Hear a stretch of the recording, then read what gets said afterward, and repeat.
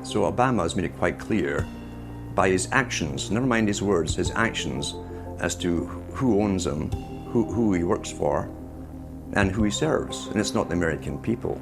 It is so obvious to anyone paying attention that the President of the United States is not the real person in control. Whether it is Gerald Ford or Jimmy Carter or Ronald Reagan or Clinton or Bush, Obama is no different. And to think that he is an independent figure is just crazy. And as Franklin Delano Roosevelt said, presidents are selected, they are not elected. Obama pledged that he would end NAFTA and GATT, and has since fought to expand both of them. Obama promised that he would have the most transparent administration ever, and he is already more secretive than Bush and Cheney ever were, even making it a secret who visits the White House. I can make a firm pledge. If your family earns less than $250,000 a year, if you make less than $250,000 a year, if you are a family making less than $250,000 a year, you will not see your taxes increased a single dime. You will not see your taxes go up. You will not see your taxes increase one single dime. Not your capital gains tax, not your payroll tax, not your income tax, no taxes. Not your income tax, not your payroll tax, not your capital gains taxes, not any of your taxes. Not your payroll tax, not your capital gains tax, not your income tax, no tax. Your taxes will not go up, because the last thing you need is higher taxes when we're in a recession like this, and you won't get one under an Obama administration. Obama made the centerpiece of his campaign the pledge that taxes would not be raised on anyone making under $125,000 a year. He has since gone back on that promise as well, and has proposed new taxes on payroll, energy, home mortgage deductions, and scores of other taxes. He made a pledge. He said, I'm not going to raise taxes on anyone making under $250,000. Mm-hmm. Is that pledge still active? We are going to let the process work its way through it.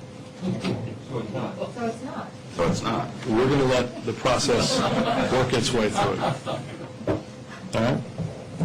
The Senate is looking especially at this issue of capping the deductions for health care that employers and employees now get. That would be an tax increase for many families earning under $250,000, but the president said he was open to it, so that means that the tax pledge he made back in September is no longer operative?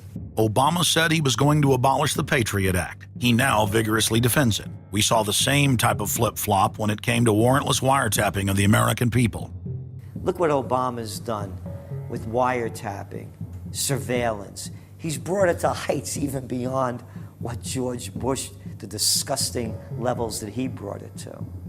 So we have more surveillance. Now they're talking about, what is it called, Cybercom, the new Pentagon secret cyber society that's going to be watching over us. To get those terrorists, we got to get those terrorists. So now they'll be invading our privacy even more. So, I mean, it really almost makes you ask the question, would it have been better if we never invented the internet and had to use paper and pencil or whatever? Now Obama is setting up the Cybersecurity Command, which the government admits completely ends the Fourth Amendment and allows President Obama to shut off the internet in the United States whenever he wishes. Indeed, in today's world, acts of terror could come not only from a few extremists in suicide vests, but from a few keystrokes on the computer, a weapon of mass disruption. As part of the new single national security staff announced this week, I'm creating a new office here at the White House that will be led by the cybersecurity coordinator. This new control grid is administered by the Pentagon. They just want to keep tabs on us. So we're turning into a surveillance, wiretapped government state. The government is taking more and more control over our lives. I can stand here today as President of the United States and say without exception or equivocation that we do not torture. Obama made a show of investigating torture, but has ignored the Army's own detailed investigative reports, which name the tortures that the White House memos document were following the directives of Bush and Cheney, the men who are most guilty for issuing the infamous orders. Some low-level soldiers have been prosecuted for their role at Abu Ghraib, but no senior officer has been held accountable in any of these cases to date. Heidi? I know that these debates lead directly, in some cases, to a call for fuller accounting, perhaps through an independent commission. Now, I've opposed the creation of such a commission.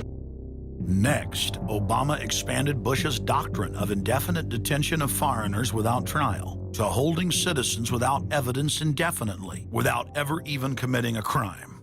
President Obama today proposed something new, something called prolonged detention. Pre-crime is where people are arrested and incarcerated to prevent crimes that they have not yet committed.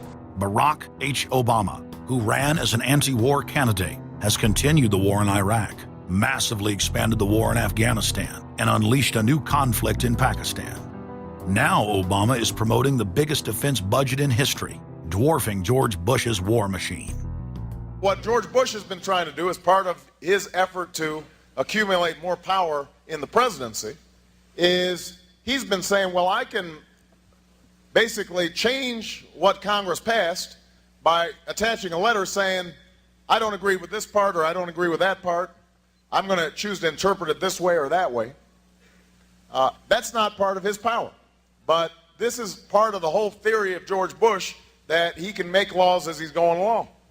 I disagree with that.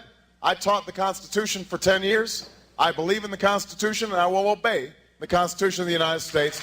We're not going to use signing statements as a way of doing an end run around Congress. All right? Obama guaranteed that once president, he would stop the unconstitutional practice of issuing signing statements, through which the executive branch illegally usurps the legislative power of Congress. Congressman Kucinich, when he introduced his 60 articles of impeachment against Bush Jr., I think one was the signing statements. The form of the resolution is as follows. A resolution, articles of impeachment of George Bush, President of the United States. Resolved, that President George W. Bush be impeached for high crimes and misdemeanors.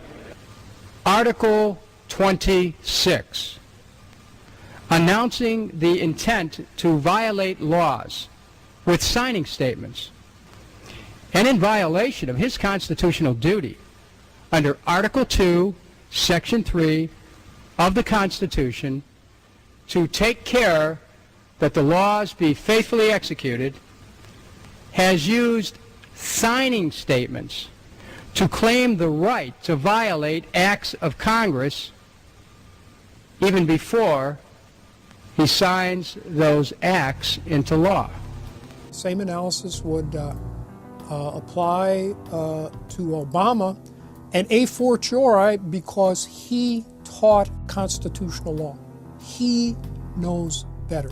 He's a lawyer licensed to practice law, who, as I am, who took an oath when he was licensed to uphold the Constitution and laws of the United States of America.